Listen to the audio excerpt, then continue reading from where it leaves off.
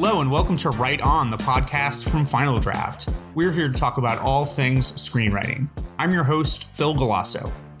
Today we have a special episode with guest host, screenwriting career consultant Lee Jessup. Lee chatted with writer Eileen Jones about getting her first big break at Warner Brothers, how she got her agent, her work on the Lethal Weapon TV series, and more. Check it out. Hi, Eileen. Hi. How are you? I'm laughing at us. This is great. Look at us. We're all grown up. We're doing this together for Final Draft. Isn't that awesome? It is. And on Zoom, the same way I've seen you this whole last year and a half. Yes, but we did get to see each other in person a few times. So, we will say that. We have. All very safely, we should add. Well, to everybody who's listening, I'm here with Eileen Jones. I, of course, am Lee Jessup. Eileen is a feature and television writer who has been coming up the ranks for a while now and one of my favorite people in the whole wide world. And so I'm really excited to bring her on the podcast today to kind of talk about her writing journey that started in the Warner Brothers TV Writers Workshop and most recently included a big pitch sale. So Eileen, do you want to tell us a little bit about your journey or more about the credits, and then we'll get into the journey of it all? Sure. As you said, the first real door that opened was Warner Brothers Writers Workshop, which was a life-changing thing. And from there, I staffed on Lethal Weapon. So that was my first show experience. I started the second season, did 2 seasons there, and ended up co-writing the series finale with Matt Miller, which was a total joy. Most recently, I was a producer on Prodigal Son, also a Warner Brothers show for Fox, which sadly was canceled. But in between seasons of TV, I started working in features, which had always been a dream. I got very, very lucky to be a part of the inaugural Lucky Exports pitch program, which was a collaboration between Christina Hodson, who I'm sure listeners of this podcast will know, and also Margot Robbie, who's a frequent collaborator. So it was Christina's production company, and Lucky Chap wanted to foster female action writers and brought together a room to hatch new ideas, craft pitches, really sort of dig into that process. And we took those out very luckily in February, the end of February 2020, and all sold those pitches. So last year on Prodigal, I was writing Highwayman for New Line and on the show. And now I'm sort of living in just the feature world for right now, which is lovely. Which is amazing. Ironically, I remember when you called me to tell me that the deal closed, I think it was April 6th, I was at New York Film Academy because I was hosting a panel with Final Draft, and we were talking about it on the drive up. And I think it was like one of the last things I did before the pandemic. Oh my gosh, I'm sure. It's so crazy. We've talked about it so much. Just the luck of timing those pitches when they did. I mean, it was pure happenstance. But yeah, we did a big pitch tour the last week of February. The next week I flew to New York because I was producing my episode for Prodigal. So I was there as things were starting to get really weird. And I remember being on the plane having, Clorox wipes, and everybody was like, oh, that's probably really smart. Can I have some of those? And then flying back and, everything shutting down. And I was, just incredibly grateful that I got to keep working all of last year and that I had a project to really just dive into throughout the really, the weirdest, those early days. It was awesome. Saved my sanity, listen, we were actually scheduled to go celebrate the sale with Brett. Oh, that's right. And the pandemic shut us down, man. Speaking of Zoom, that was probably one of our very early Zoom experiences. Yep, absolutely. So let's talk about the journey, the early journey into writing, because you weren't initially setting out to be a writer, at least as far as the world was concerned, right? True. Yeah, track. Oh man, how much time do you have? No, so I grew up in Texas. I grew up in Houston, and it's kind of amazing that it took me so long to admit that I wanted to be a writer. I was very bookish as a kid, totally obsessed with movies, would watch them over and over and over and over again until I had them memorized. And in high school, I would read a novel and then read a script and then watch the movie for fun to try and figure out what did they keep and why did they change and why did they do that? That was just extracurricular because I enjoyed it. And I think I always had a brain that loved the sort of puzzle of writing essays and papers and things like that. So I was doing a lot of writing. It just, I think as far as my family was concerned, was totally impractical. Like we maybe knew one person who was a writer, and it just didn't feel like an available option to me. So even though I was like negotiating with my parents to please let me drive to the movie theater, like I'll go to school, but just one other place, the movie theater, please. It just didn't seem available to me or possible to me. I was an English major in college. My dad, towards the end of it, sat me down and was like, okay, so what are you going to do? What do you like? And I said, oh, I love film and I love art and I love writing and travel. And he was like, that sounds like vacation. How are you going to pay for it? And I thought, oh my God, I have no idea. I don't know. And my whole family are lawyers. And he said, there's a lot of writing in law. I think you would like it. And I didn't have any other career path. So I said, okay. And I applied to law school and just hated it. I know I've told you this story before, but like my very first day was this class called Legal Research and Writing. And they looked out at the whole auditorium and said, who here was an English major or creative writing major? And I like very proudly raised my hand, and they pointed at me and said, you're going to hate it. And they were 100% right. I hated it. I dropped out after a semester. And then honestly, I don't think I was courageous enough yet to be like, this is what I want to do. So I tried to find other jobs that involved writing. So I wrote for a PR firm for 9 months, 10 months maybe, and just thought, no, this doesn't feel meaningful in the way that I want to be writing things that feel meaningful. And it was 2007, I guess. And so there was a presidential election coming up, and growing up in Texas, I didn't love the politics there. So I thought, I'll go into politics. I'll be a speechwriter. That way I would be writing about, issues that I care about that I maybe haven't gotten to voice before. That sounds like it would be really satisfying. I went to DC and got laughed at for thinking I could go and like be a speechwriter. And I was told you got to pay your dues on the Hill. And I very bizarrely ended up working for Joe Biden. So I worked for Joe Biden as an assistant for a year, which was a crazy experience and tons of fun and not at all what I wanted to do with my life. So at that point, it was sort of that clarifying moment of, I've already made it out of Texas. Let's take the next step. And I just want to be a writer. Like, I don't think anything else is going to do it. So I applied to grad school actually for fiction. And in the process of being in grad school, kind of rediscovered screenwriting. And by that point, I had let go of the idea of my choices making sense to anybody else. So I up and moved to LA. That was a very long-winded story. But it's a great story. You applied to grad school in secret. Why? Yeah, I really didn't want to be talked out of it. I really felt like I just want to do it. And I kind of thought too, like, I won't get in. I'm just going to apply and it'll scratch the itch. And then I'll move on and I'll find some other way to be happy. And I got in. So they kind of called my bluff and I had to see it through. But I'm incredibly grateful that they did. It was a great experience. And really, for me, because I didn't go, to USC for film or anything like that. I applied for fiction. So it really gave me the chance to play a little bit and get to know other writers and kind of figure out what it was that I wanted to do, which for me was very valuable. And then you made the decision to come to LA. How'd your family take that? I think they think I'm insane. I think they just get it in like the last couple of years. Really, my dad got up at my rehearsal dinner and was like, well, Eileen wanted to do this. And then Eileen wanted to do that. And now here she is. He was like, wow, thank you so much. To me, it makes sense because I think I always had that love.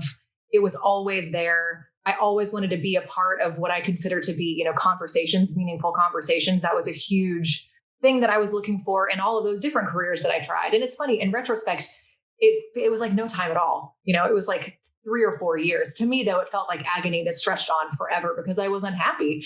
But yeah, it came out here and never looked back. So you came out here and you lucked into kind of an amazing job. Did. Can you tell us shall I name drop Catherine Bigelow's story?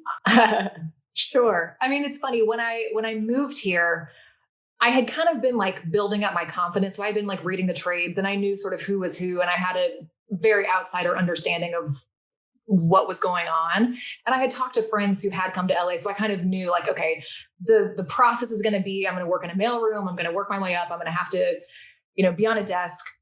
I really hoped I wouldn't have to do that because I kind of had already done that job when I was in DC. I still have nightmares about like rolling calls and it just makes me so anxious. And I really felt like everybody's going to look at my resume and they're not going to get it. They're going to not understand what this blip was in politics. It's going to be confusing. And when I moved here, I had enough money to live here for 6 weeks.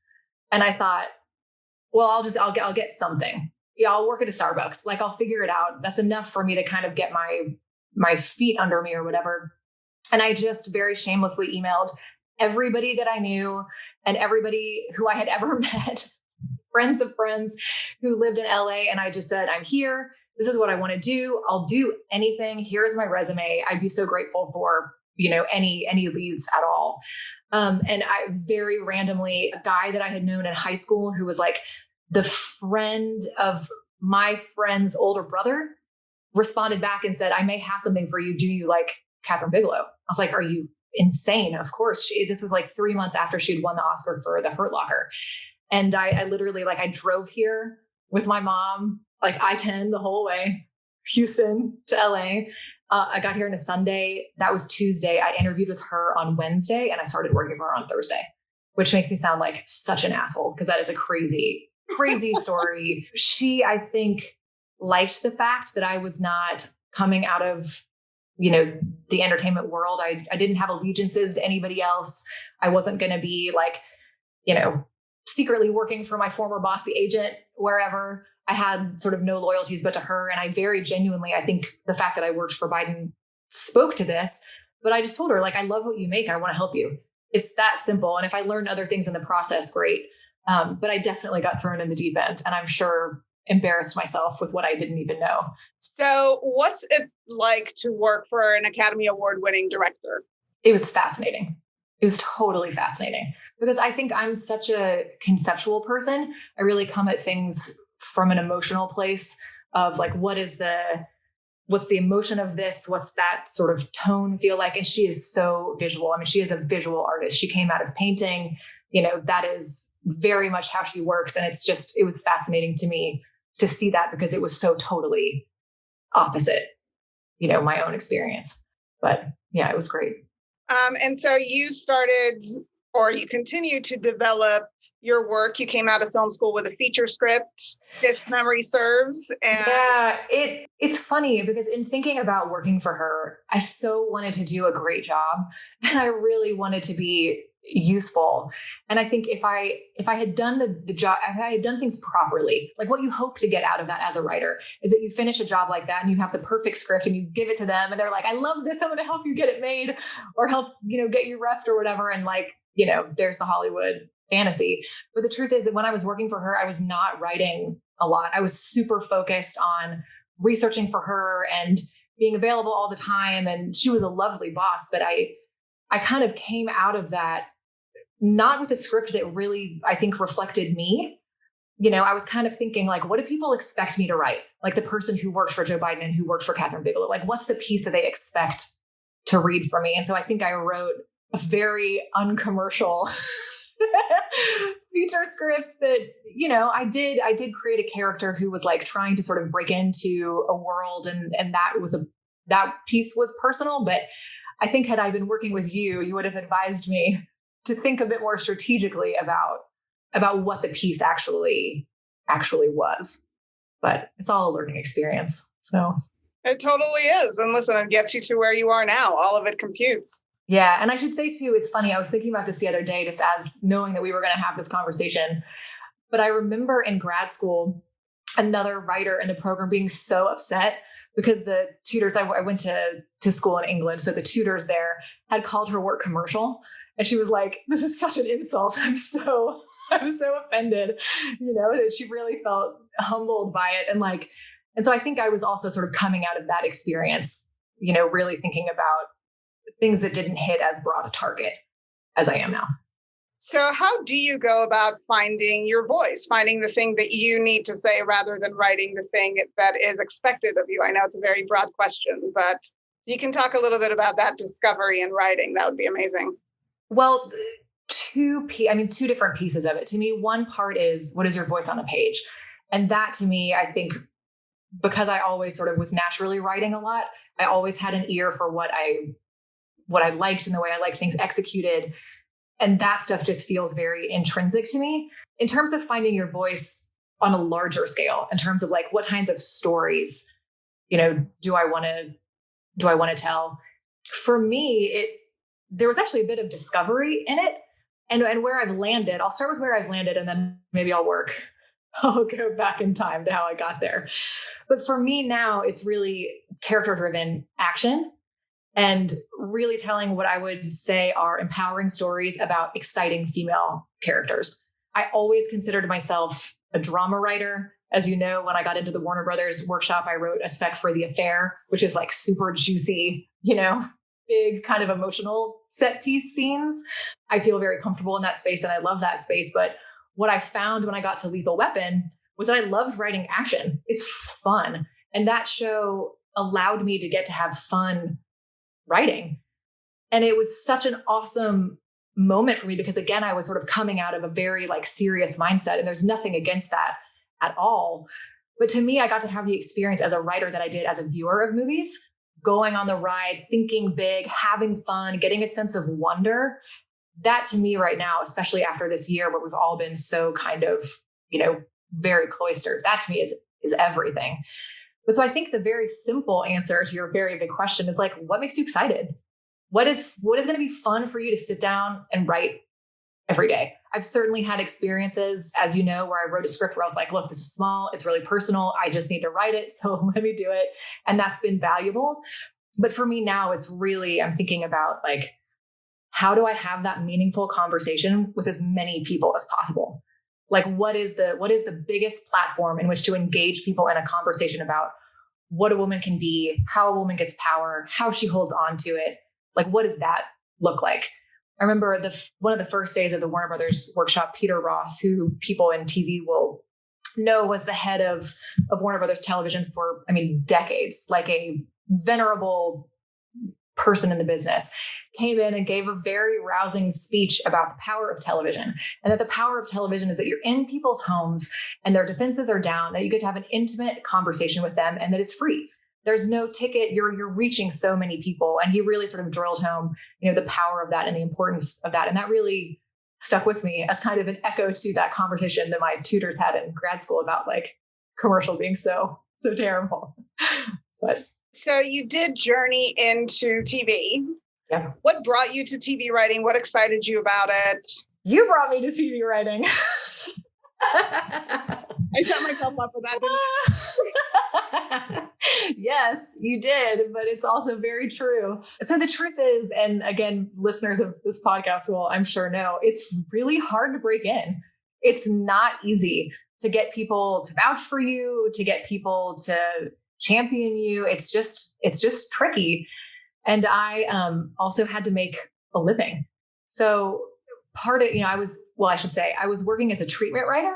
So I left working for Catherine and she introduced me to a producer and I ended up having the very bizarre experience of ghostwriting treatments for directors, oftentimes for commercials and short films and music videos, which was great because it let me build my own schedule for the most part, at least once I went freelance. So, honestly, pilots were shorter to write. And there was a path to staffing. There's not that in features. You educated me, I should say, on, what that path was and how there were actually jobs available. And so it felt like I need to be knocking on all the doors. Like, I think I really traded breaking in like a job. I did the J job that I needed to so that I could be writing and honing skills. And it gave me the time to write on my own. But it felt like, why turn your back on a possible way in. And I think there are things you learn too, writing features versus writing TV. No, it very much was a very tactical, practical choice. But I also, I should say too, I love the creativity of TV. It's amazing to be in a room. You get to learn from so many people, how they approach story, how things click for them. It's great practice for pitching. You get production experience depending. If you're in a mini room, you probably don't, but if you're on a show that's up and going, you'll get to be on set. That's educational. You get to be in post. That's huge. It was awesome. I've loved it. What was it like going in the room for the first time when you first started on Lethal? Terrifying. It was so terrifying. I thought I was going to get fired every day, even though I'm positive that is not the case. I was free from the program, so why would you fire the free work? No, it was really scary. It was the show had already done a season, so everybody already knew each other. It was sort of going into a social dynamic where people were already very good friends. And I really will never forget, like I've been told, come in with 5 episode ideas. And the first few days of the room was everybody in one conference room. So it was like 16 people.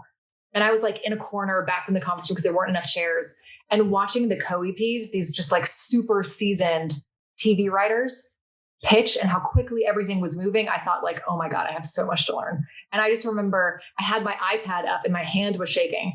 And finally somebody next to me was like, can you just pitch it already? Because you're making me nervous. But I think, for me, finding my sea legs there was all about finding where are the areas that I feel really comfortable pitching. And then also recognizing moments where I have an episode idea, that's the right thing for here, or, sort of finding those openings. I think I got very lucky in that, one of the lead characters on that show was from Texas. Nobody else was. So that automatically gave me a place where I could raise my hand and be like, actually, that's not how barbecue works. It's like this, even things as small as that. And then I also just decided from the get-go, there are not a lot of female voices in this room. The ones that are here are awesome, but we're just outnumbered. And so I really took those female characters super seriously, and I spoke up for them all the time, really tried to sort of own that as much as I could. And then I sort of found that once I got some traction, landing good pitches for that, landing good pitches, especially with like theme and emotion, things like that, that it kind of grew from there. And then I started having a ton of fun with the action stuff. It's a tool for character. And I think that show did that really, really well. But it was terrible at the beginning. Do I remember this right, that on the first episode that you produced, you guys shut down Hollywood Boulevard? That is correct. Tell me more about producing that episode and the fun that you had on there. It was, I have to give a shout out to Kyle Warren, who also came out of the Warner Brothers workshop and is also now focusing on features and is a dear friend.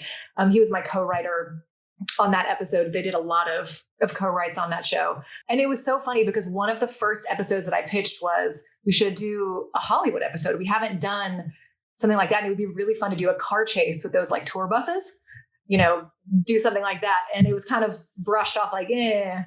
And then I waited on it and then brought it back. It was like, it'd be really fun to do a car chase. And then the second time around, the pitch landed. So we got to cause a traffic jam that pissed off a lot of people, but it was amazing. I mean, it was a really great night.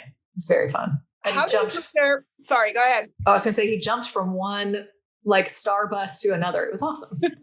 You sent me a picture that night. It was so great. Yeah, it was fun. I know the story, but how do you prepare to go into a living, breathing, working writer's room? Like, how do you prepare yourself?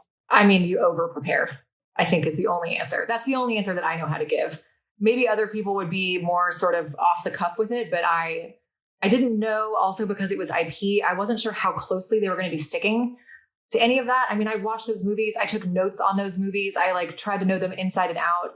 I had done a ton of research about crime in Los Angeles and what's that going to, what there could be mined. So in terms of a preparation standpoint, I think you just have to prepare as much as possible so that you hopefully have, ideas in the moment or things you can draw on in the moment. I also kept running documents all season long of various ideas that I would have or moments that we had lost from other episodes that I had really liked that maybe could come back around. But I got great advice from a co-EP very early on, though, Terrence Winter, it was the perfect advice at the perfect time. And I'll be grateful to him for it forever.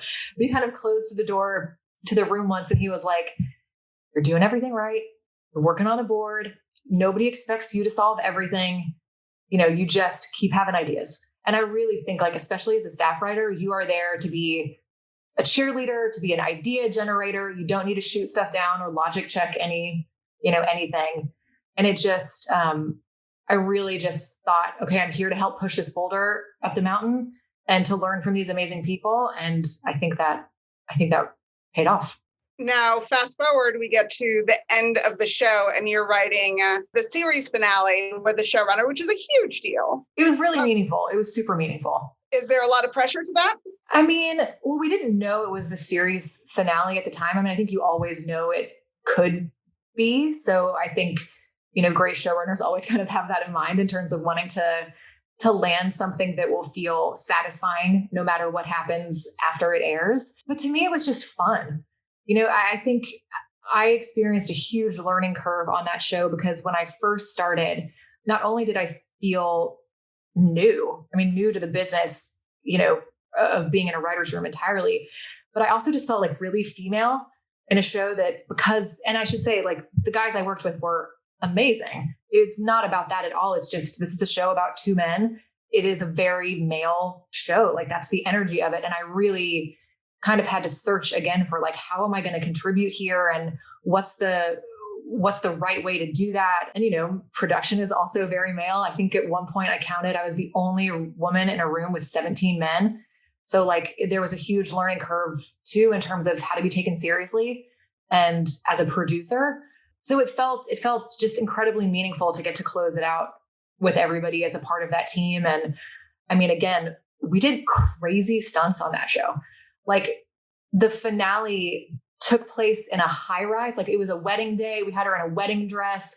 We literally took out a window pane on, like, I don't know, the 30 somethings floor. Maybe it was even higher than that. And, like, threw stunt people out the window. I mean, it was insane. I actually went up to the stunt people and were like, I'm so sorry. This looks really scary because I don't like heights. But it was just awesome. It was super meaningful. Yeah. I'm repeating myself now.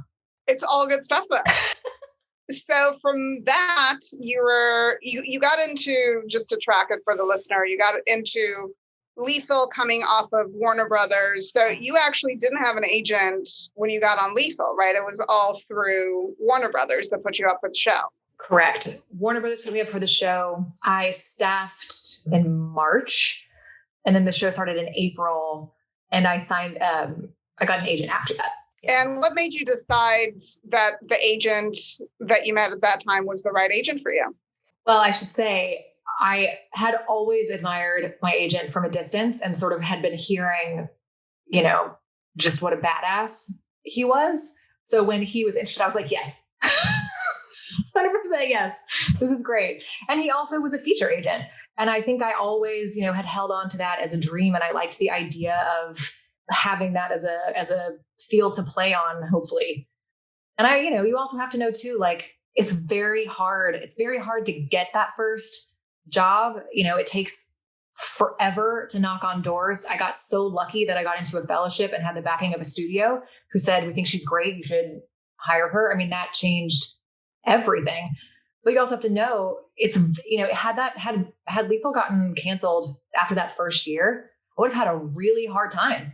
Again, because is somebody going to hire you as a story editor? Are they going to hire you as a staff writer again? You have to, at a certain point, know that you need somebody to find you a job.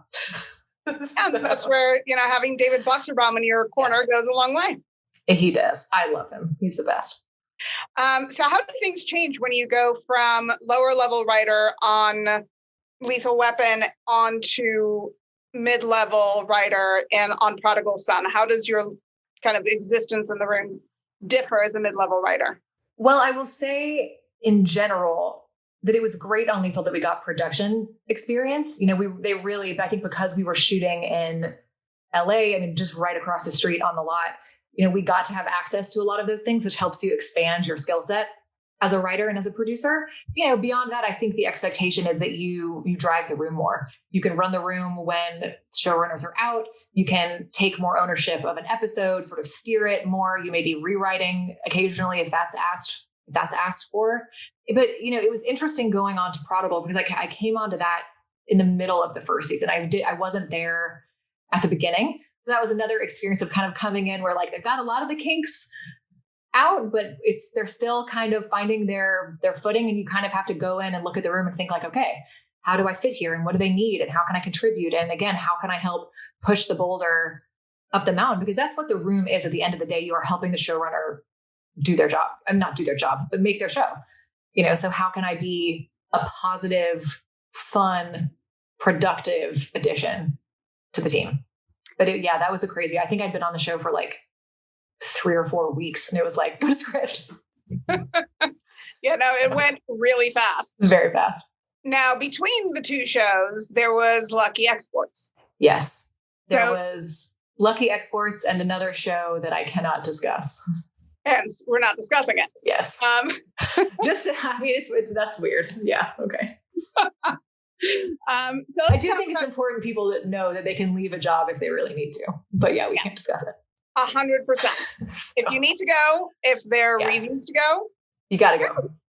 Go smart, do it the right way, but go. So that's all we'll say about that. That's all we'll say about it. We'll say really serious about it. So you went straight into Lucky Exports, which had a lot of buzz about it because it was Margot Robbie's thing. Yeah. Can you tell us a little bit about, you mentioned in the beginning, but tell us a little bit more about the program, getting into the program, working in the program.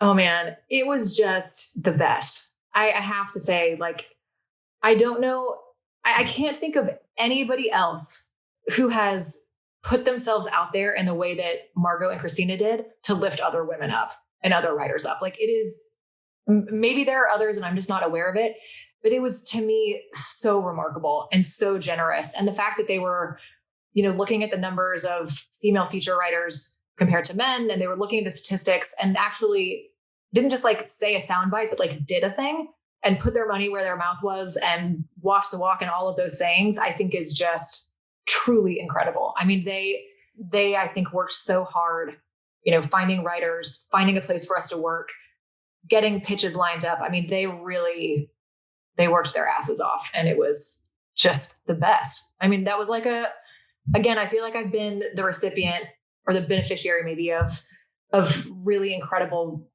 fellowships and programs. That one, it was just like the perfect thing at the perfect time. So I was coming off of a job that was not awesome. And to get to be in a room with all women and all women who loved the same things that I loved, and just get to like play and have fun. It was, I'll never forget it. Those women are dear friends. It was so memorable. It was like this perfect little chunk of time. None of us wrote anything that felt similar to the other. There was great camaraderie. It was never competitive. Everybody was working on projects that felt very unique of the other. And it just, oh my God, life-changing. No, it was amazing. And it's such a unique program in film. In TV, we have Lena Waithe has a program, and now Tanya Saratra is having her program, but those are, more underrepresented writers as opposed to exclusively women. In film, we really don't have this kind of presence. So it was great to see it come together and specifically look to lift women in a genre so male dominated. Absolutely. And I think there's always this weird misconception that like women don't want to write that stuff, which I think is totally bonkers. The other thing that was amazing though was that it was really focused on pitching. The Warner Brothers Workshop, the Warner Brothers Workshop, they are testing you to see if you can hack it in a room. They're going to put you through your paces. They're going to make it really hard on you. They're going to throw you curveballs. They want to see, how do you behave in a room? How do you take notes? Can you write a script in 3 days? All of those things. They're vetting you to make sure that if they recommend you, you can do the job. And that, you write a spec of a show, you write an original pilot. This was, we're going to break an idea and you're going to write a pitch. And that was something totally new. And I think there's so much, because pitching happens in private, unless you're an exec and you're hearing them all the time, I think a lot of writers have confusion about, well, what makes a great pitch and how much do I need to have broken and how much do I need to have practiced or not practiced and what's my style and all of these things. And it gave us a really safe space to figure that out. And again, totally invaluable. And I think very unique and very smart of them to do it that way. You knew what you had to play with in your pitch down to the word count. Oh yeah. I also discovered that I'm apparently a very slow talker, which I can thank my Texas roots for, I guess, because there were other writers in the room who had like a full 1,000 words more than I did in the same time. But emphasis, pacing, I don't know. So what's it like taking the pitch out for a pitch tour for the first time? Also terrifying. I think the bottom line is that all new experiences are terrifying, and then you find your way through it. I think in the same way as being in a room, it's like, okay, well, what is this space for me? And what makes me feel comfortable? And what do I need to do my best here? And I think it's probably the youngest child in me, but I was like, yeah, you're going to listen. Y'all have to listen. I'm going to get to tell my story. And I had fun with it. I definitely learned a breathing technique to help try and slow down a little bit at the beginning. I think probably rushed through the first one out of nerves, but you find your rhythm, and I found it having been in rooms for so long on shows, which again, you find the things that you can contribute, you find the moments that are yours or the lines that are yours, but it's just different having an idea that's entirely yours. And so I think I just, more than anything, felt so excited to get to go and meet people and tell them a story that was uniquely mine. And honestly, to do so with the support of really amazing people. I mean, having them in the room was awesome. Josie and Tom. How many pitches did you do in all? I think I did 7 or 8. I know I did 4 in one day. And by the end of that day, my contact lenses were sticking to my eyeballs. I was so tired and hoarse. But it's a whirlwind, and it's exciting, and it was, overwhelming and totally worth it. So what is it like when you get the call that there's a buyer for your project? It was totally nuts. And because I should also say that I wrote a Western. But you never mentioned that it was a Western in the pitch. Yeah, I wish, I've said this before, but I wish I had a picture of Christina and her exec Morgan Howell's face when I said, so it takes place during the gold rush, because you could see them go ooh, Western is not sexy. That's really hard to sell. And we're trying to sell original pitches. That's hard anyway, without adding the complication of so it's period. And, but I think we shaped it right the whole way, because the target was always commercial. How can I make it the most propulsive, exciting ride of a movie possible? And let that, so that the Western piece, it's not slow. It's not plotting. We didn't want to put that idea in people's heads. But so I knew going in, this is a tough sell. There were places that didn't want to hear it just because it was period, and said, that's going to be too hard for us. We can't, but thank you. And, that makes sense. It was also fascinating pitching female execs versus male execs, because you can just see how things land differently with different people. But I will say, the offer came in on a Friday, and it was awesome, because we were having drinks that night and everybody else had gotten an offer too. So it was an actual celebration where we all felt what just happened? What just happened? It was nuts. The best. And so you found yourself writing the feature and working on the next season of Prodigal side by side. How did that go? Oh my God. It was a blur. I have to say, I'm so grateful that I had that much work. I think in a lot of ways, I got to just put my head in the sand last year and just work. I had 2 months off for hiatus. So I knew the room would be starting, the top of June. And so that was a very natural deadline. And I just wrote at a sprint.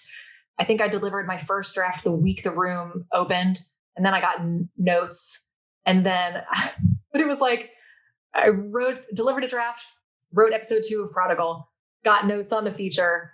Everything was happening all at once. And as I was doing the rewrites, I was on the East Coast for a few months last year. I would wake up at 5 o'clock in the morning and write the movie until noon, and then be on Zoom from 12:30 to 7, and, prepped the first 2 episodes and wrote another. It was just in your stretchy pants, hunched over a laptop, living the dream. It's as good as it gets. So now you're, listen, you did it gracefully. You got it all done. So I got it all done. You live to tell the tale. I did, I think. So now you're shifting more into features. What inspired that shift? Being at that TV, like you said earlier, there's a job, there's a path. Yeah. I think, and this is no disrespect to TV at all, because again, I think it's an amazing experience, an amazing learning experience. It's also so fun to get to tell the novel version, the sort of ongoing story. Features were just always the dream. It's just what I always, hoped I would get to do. And I just felt it was so rewarding, again, getting to tell a story that was personal and mine. And, look, maybe one day, I miss the control that you have in TV, because in TV, you get to be on set and say, no, it's this, not this, and whatever. But right now, it just feels like such an open, I don't even know what the word would be. It just feels so exciting. It feels like a whole new chapter. And also one that gives you a little bit more flexibility. That's fun. I'm married to somebody who's also in this business. So juggling schedules has always been really hard. And it's, there were years where I was on shows where it was I'm going to be in the room and then I'm going to race to get on a red eye Friday night and I'll land Saturday morning. And then I'm going to fly back Saturday or Sunday afternoon. That's certainly a piece of it too. But the biggest piece is just I feel like I kind of did the thing. I sold something, now we're out to directors and I just want to ride that momentum. So more, yes, thank you, more, please. Well, speaking of thank you, more, please, you recently sold another pitch. What is it like selling the second one that's entirely yours, that's not developed, kind of in the safety of an incubator? Well, there's great relief in realizing that it wasn't just a one-time thing. Yeah, that was great. It also was the same studio that bought Highwayman. So I felt very flattered that they wanted to stay in business with me and do some more work. But it's always it's always a wild relief and a great joy when somebody embraces what you're trying to do and what you're trying to say. And I think it's just the best feeling in the world. And maybe that's why features is more exciting for me right now than TV. It's just, I don't know. It's the best. I love it. I love the structure. I love getting to live in one world for one thing and then a totally different world the next time. This is not a Western. So. Yeah, you don't have to try and hide that on this one. No. And you're continuing on with Christina Hudson, who has remained in your life, and Peter Safran, who's a huge producer, has come on to this. What's it like to forge these relationships in the industry and suddenly be seen as a player and on equal footing with these amazing people? Well, it's I don't know if it's equal footing. That would be amazing. But it's incredibly gratifying because I'm huge fans of both of them. I mean, I think that Christina has just been such a heavy hitter in the studio space. I mean, she is a truly brilliant writer and, again, an incredibly generous person. And we just had a blast, working on Highwayman. It was fun. We found a great rhythm. I appreciated and enjoyed her as a producer. So it kind of was well, what's next? Can I bring you something else? I've always wanted to write a spy movie. How about it? I should say the same for Peter. Getting to know him has been amazing. He's had such a storied, career. I mean, I think that he's just a genius when it comes to really building franchises and building these, huge worlds. I got to know him via a roundtable that I did with New Line. And so coming out of that, which was an awesome opportunity. And I think for somebody who was used to being in a room, was really fun to get to go in and pitch on things and talk about, a script. We had a meeting after that and it was just what do you want to do? And I said, I want to do a spy. I want to build a female spy franchise. And I have a lot of thoughts about why it hasn't worked. And I have thought about how it could. He was like, great, let's do that. So we did it. And here we are. Or are doing it, I should say. It's not written. Well, now you're setting out to write this the first installment in a big original spy franchise. Hopefully. Yeah. But it's always fun too. I should say, sometimes you can find this in a TV show. And again, they're the scenes or the moments that you can contribute to. But, Highwayman, it is a woman in a man's world. That experience was drawn so directly from my having gone into TV, really trying to navigate what at the time was a very tricky environment for me to figure out. That is the emotional dilemma of that movie. I also grew up riding horses and was in, boots and spurs twice a week at the barn and horse shows every other weekend. I did that for a decade. So to be in that kind of dusty, dirty world and to understand, the power and the freedom that you get from being around horses, all of that stuff were again, very personal things that I could sort of imbue the script with. It was super satisfying. And, the spy movie leans really heavily on my time in DC. So again, I think it's about that sort of deeper personal contribution, at least with original features. You've given us a ton of time and a ton of insights. So I'm going to ask you last question, I think, unless there's one on you, and I'm sorry in advance if I do. What advice do you have? I mean, you came up as a writer. You actually also taught screenwriting for a minute. You've been, very generous with your information, always with people. What advice do you have for writers that are coming up, that are trying to break in? What have you learned on this journey that you can share with us? Well, I think you never know enough. You can always learn. There's always something to learn, whether it is going to a class, going into a room open-minded, knowing that you'll learn things from people who are senior than you, junior than you. I think really sort of treating everything like a sponge and always having your antenna up for a good tip or a good idea or something that sticks with you. That I think is huge. And then the other piece that I've been thinking about a lot lately are just relationships. This is a unique business in a lot of ways. I think most especially, though, that people want to work with people that they like. And I think treating it, yes, as a job, like, again, breaking in is its own job. And then you get there after sometimes years of work, and then you get to finally do the job for the first time. But understanding truly like how much better that path can be when you have people in your life who support you, who are also writers sometimes, like that, I think is such a big piece of it. The communal aspect, I guess, of this business, I think is a real strength. And going it alone would be very difficult indeed. Agreed. And you made some pretty amazing friends along the journey. Yeah. I mean, there are people who, the best thing is, you get stuck and you have somebody that you can call and say, can you brainstorm with me for a second? Or what do you think of this? Or can I do my pitch for you? Or I got nothing right now. Do you want to come up with some new ideas with me? I really do think, and also just, and you know this better than anybody, but just finding people who understand what the journey is and are willing to be on it with you, because it is arduous. I think one of the weirdest parts of this business is that there is no path and it looks different for everybody, which is on one hand is very relieving, right? Because if it hasn't happened for you yet, doesn't mean that it's not going to. You never know what's going to hit. But I think having people in your life who can sort of help you along the way when you get rejections or whatever is huge. And being able to cheerlead for people. Now I'm just rambling.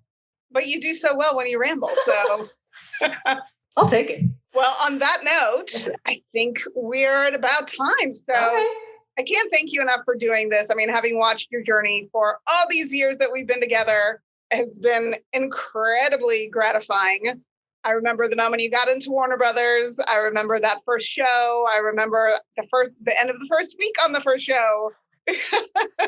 All of it. So it's just amazing to watch, and I can't wait to see what comes next, because we may just be launching a huge spy franchise over here. So time will tell.